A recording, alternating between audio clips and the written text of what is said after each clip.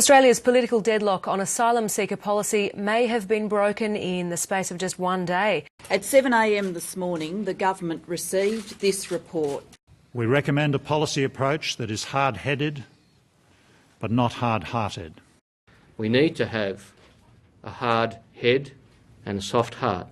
Let's be clear, we're saying this is the report, these are the recommendations, let's go.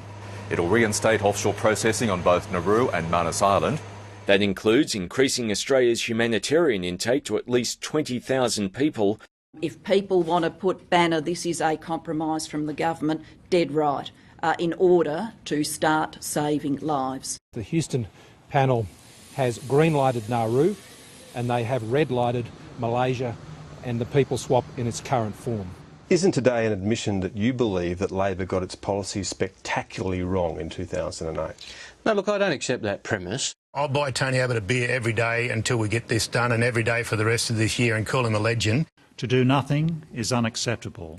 Australians are sick at heart at watching it. They're over it. I'm over it. We're all over it. It's time to get something done. Miners. Political impasse.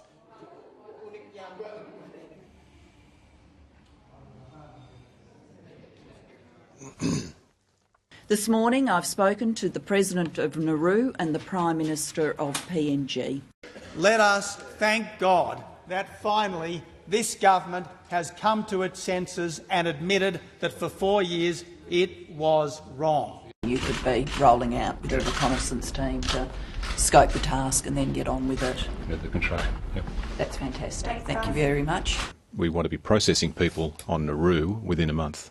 But the opposition is determined to rub her face in Labor's backflip.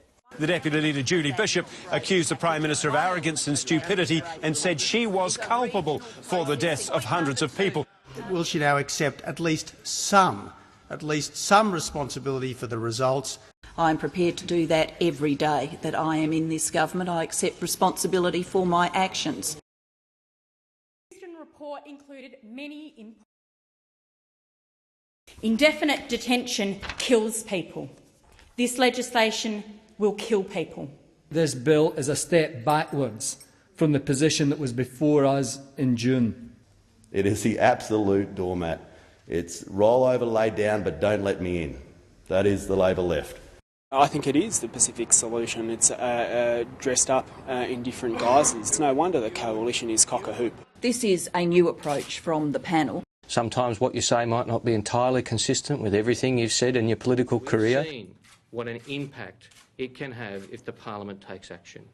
The Parliament cannot, must not. In shades of the Tampa incident 11 years ago, asylum seekers rescued by a cargo ship are being accused of piracy. They became very aggressive and the master of the ship made the decision to turn the vessel around and head to Christmas Island.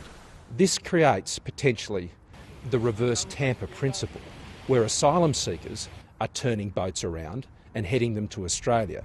If there's a breach of any relevant laws, then of course it's got to be properly investigated. John Howard met the Tampa with the SAS. Julia Gillard met the Parsifal with a welcoming committee. Politicians here have been fighting about this now for 11 years. We've been fighting about it for too long. Fear with this government is that its heart is just not in it.